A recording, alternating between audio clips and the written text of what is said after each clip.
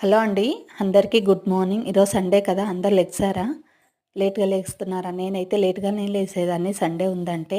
ఈరోజైతే మార్నింగ్ నాకు నిద్రలో కూడా అదే గుర్తొస్తుంది. అందుకే తొందరగా లేసాను. ఏంటి గుర్తొచ్చేదనంటే చెప్తాను చూడండి.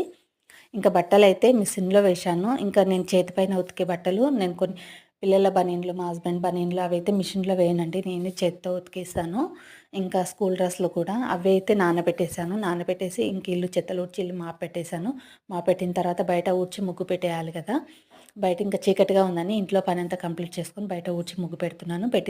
లోపలికొచ్చిన తర్వాత పొయ్యంతా క్లీన్ చేసేసి, ఇంకా పొయ్యయితే క్లీన్ చేసేసాను. క్లీన్ చేసి ఇంకా నాకు నిద్రలో గుర్తొస్తుందని చెప్పాను కదా! ఏంటో చూపిస్తాను చూడండి. అంట్లండి నేనెప్పుడు నైట్ అంట్లు కడిగేసే పడుకునేదాన్ని.